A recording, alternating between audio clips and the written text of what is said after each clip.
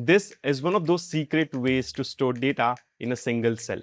And this is the smartest way to write dynamic Excel formulas. And now in this video, I'm going to show you 10 absolutely mind-blowing Excel tricks that you can start using from today and 10x your productivity. But you need to tell me in the comment section which one you like the most. And if you have a trick that you use every day, make sure to share it with me in the comment section. And now, without further ado, let's get started.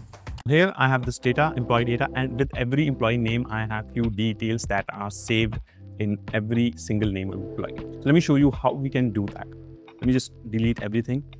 This is the actual data table where I have these columns where I have the data that I want to save in the employee name. So what I'll do, I'll simply go to data tab, click on table or range to load this data into the Power Query editor, and then I'm gonna go to transform and click on create data type. But before that, what I need to do is I need to select the name, the employee name column, and then by pressing and holding Control key, I will select the rest of the columns, say education, age, gender, and on these columns that I want to save.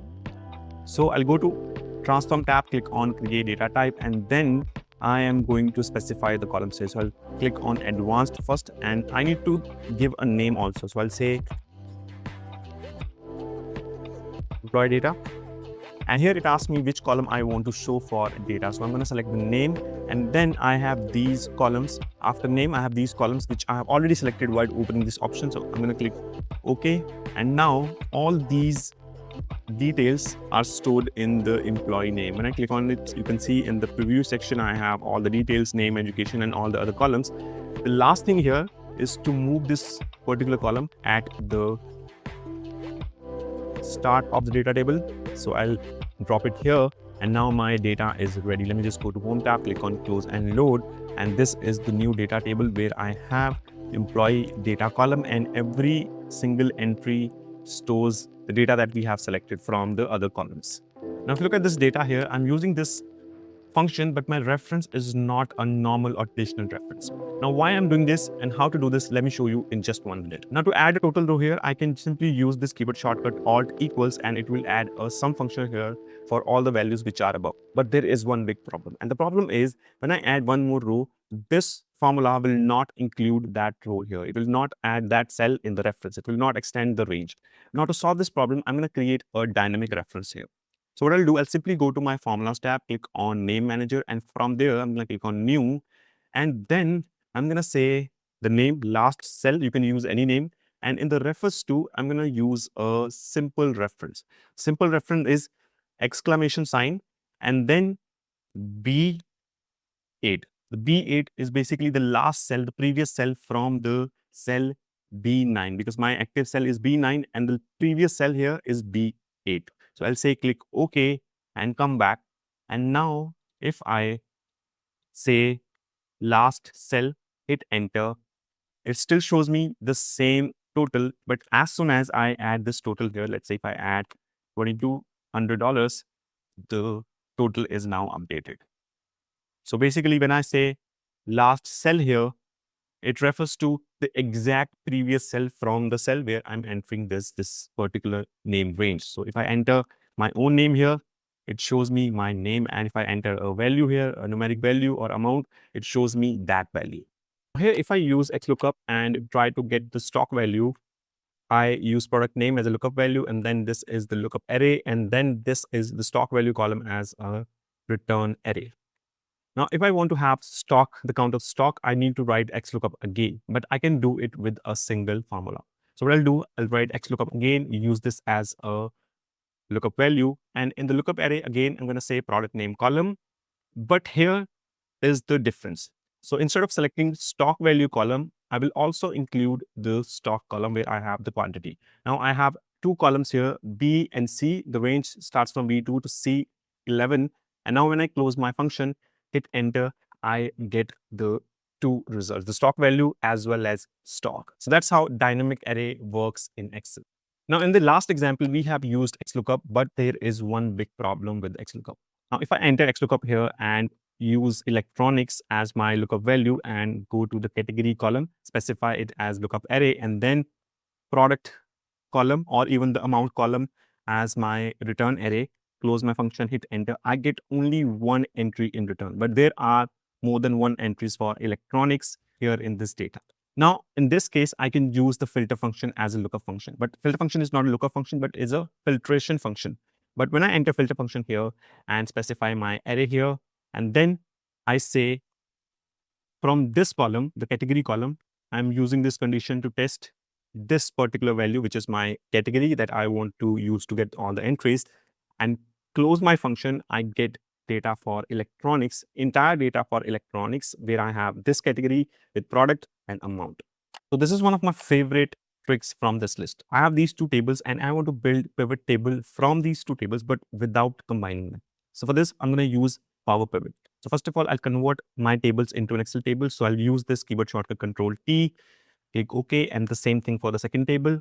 Click OK, and here I'm going to rename these tables. So I'll go to table design and I'm going to say this table is product name and this table is stock quantity. Now I'll go to Power Pivot and say add to data model. And the same thing for the second table. I'll come back and again add to data model. Now at this point, both the tables are in data model in the Power Pivot. The next thing is to build a relationship. So I'll click on diagram view and here I'll select the product ID from the first table, right click and say create relationship. And from here, I'm going to select the second table, that is stock quantity. And this is the product ID in the second table. Click OK. And now relationship between these two tables using product ID is built. So I'll say save. And from here, I'm going to use this option called pivot table. So I'll click on pivot table. It asks me where I want to insert my pivot table. So I'll say existing worksheet, select the cell, click OK. And here I have these two tables. So I'll open these two tables here and let me get product name from the first table and quantity from the second table. So you can see the total quantity is 52 and in this table, the total quantity is 52. So when you hide your worksheet in Excel, it's very easy to unhide it back. You just need to right click on the worksheet tab and then it shows you which worksheet is hidden and you can simply unhide it back. But there is one more option that makes it very hidden. That's the name of the option and it is not that easy to unhide back. So what I'll do for this, I'll go to developer tab and click on Visual Basic Editor. It gives me this Visual Basic Editor where we can write our Visual Basic codes. But here, what we're going to do is, let me just expand it a little bit and select the sheet that I want to hide. Let's say I want to hide the sheet trick 05. I'll select this sheet from here, the worksheet. And then here we have this option that says visible. And this is the dropdown. So what I'll do, I'll say Excel sheet very hidden. And now I'll come back and you can see I don't have the worksheet 05, the trick 05. And when I right click on the worksheet tab, it doesn't show me the option to unhide back. The only way to unhide it back is to go to Visual Basic and change this because we have 05 here. And the only way is to change this option, the visible option from here, and then it will be there in our workbook. Again, it will be back in our workbook. Here I have the small table where I have product-wise units sold.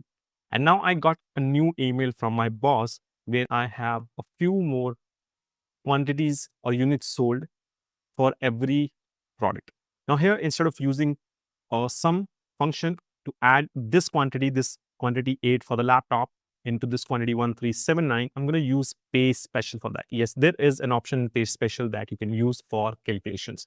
So the first thing that I need to check is I need to have the same structure of the tables where I have laptop and then I have all the way the pen set here. And the same structure is here, laptop to pen set all the ways. So I'm going to copy these values from here and then I'm going to select this entire range where I have units sold. I'm going to say pay special. And now in the pay special, instead of using any other option, I'm going to go straight to add. That means I'm going to add the copied values to the destination, the values, the range that I have selected right now. So I'm going to click OK. And now I have this unit sold that says 1387. That means in 1379, by adding 8, I have got this new unit sold total that is 138. And that is same for all the products that I have here. Now in Excel, we don't have a date picker like this by default, but there is one workaround. So all you need to do is you just need to go to Home tab, click on Add-ins, and then search for this add-in called Mini Calendar. And this add-in is already there. You just need to click on this add-in and it will give you this particular date picker here. And it's very, very simple to use, but still quite powerful. So if I want to add any date, I can just click on that date and it will add that date into the cell. Well, this is one of the secret and less known menus that we have in Excel. Now, let me show you one problem that I'm going to solve with this particular menu. So I have this column here, the revenue column, and I want to shift this revenue column in between customer and region. And if you just, try to drag and drop it, it's little less convenient to do that. But what I'll do, I will select this column and then I will hover my mouse on the border of the column. And then instead of pressing the left key in my mouse, I will press and hold the right key. Now, by holding the right key, I will take this column from here and drag it on the region column. And the moment I do this, it gives me this particular menu. Again, not the left key, but the right key. And then I have this option here that says shift right and move. And the moment I select this option, I get the revenue column in between customer and the region column. So that's how you can move your columns without actually overlapping the data. In Excel, there is a feature called flash fill. And here in this data, when I say I want to extract only numbers, and when I enter 9821, which is the number from the first value, and then press Control E, in this case, I'm not able to get all the numbers in a decent way using flash fill. Now, to deal with this problem, I'm going to use a function, which is a new function, and this function is called REGEX extract. Now, this function uses the regex patterns to identify values and then extract it for me. So I'm going to say this is the value in the text argument, and then in the pattern, I'm going to say a backward slash and then D and plus sign, close my function, hit enter, and here I have numeric values from all the values that I have in my data. And if you want to learn more about regex functions and patterns, make sure to comment in the comment section saying regex, and I'll come up with a detailed video on these three functions: regex extract, regex replace, and regex text. Hey, thanks for watching this video, and make sure to subscribe and check out this video too, where we have 10 more mind-blowing Excel tricks for you to increase your productivity. And I'll see you in the next video.